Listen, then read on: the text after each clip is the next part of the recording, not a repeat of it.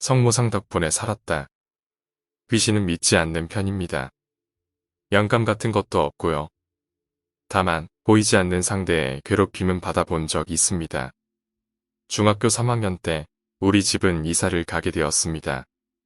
80년대 양산된 4층짜리 주공 저층 아파트 단지였는데 집은 튼튼하지만 오래된 동네라 불빛 없는 새벽이 되면 정말 무서웠죠. 주변이 산으로 둘러싸여 가끔 산에서 안개가 내려오면 동네 전체가 을씨년스러운 분위기가 감돌곤 했습니다. 당시 저는 침대를 선물받아 부모님 대신 안방을 쓰게 되었습니다. 그런데 이상하게도 낮이든 밤이든 잠에 들게 되면 이상한 가위에 자주 눌리게 되었습니다. 온몸이 굳어서 뻣뻣한 시신마냥 움직일 수가 없는데 뒤에 남자와 여자의 목소리가 들려옵니다. 죽어버려라며 상스러운 욕설이 끊임없이 들려왔습니다. 나중에는 급기야 목이 졸리면서 숨을 쉬기 힘들 정도였습니다.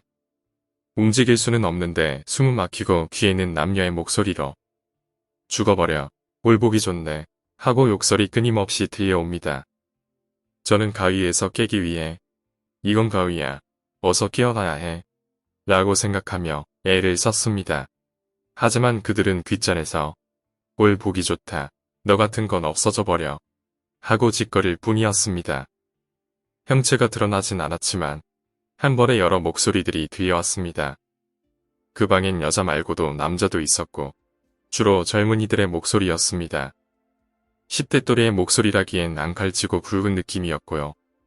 그들은 가위에 걸린 나를 기웃고 괴롭히고 있었습니다. 그 증상이 끊긴 것은 고등학교 2학년 때였습니다. 그해 성당에서 견진성사를 받게 되었고 그때 처음으로 성모상과 성가족상을 받았습니다. 마땅히 장식장도 없고 어디도 둘 곳도 없어 결국 책상에 책장 위에 두었죠.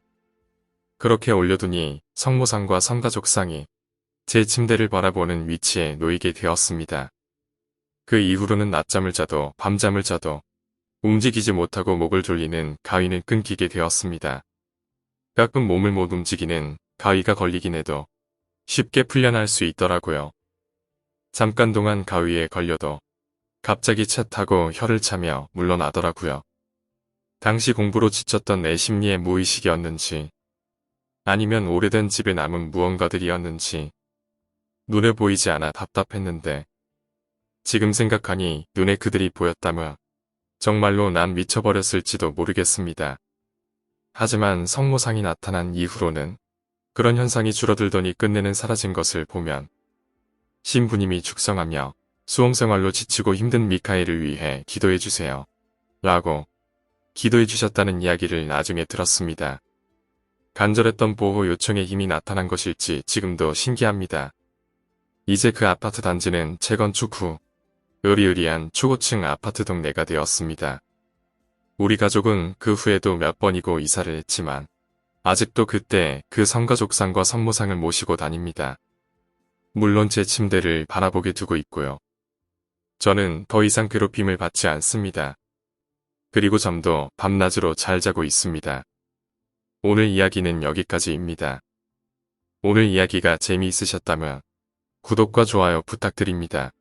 감사합니다.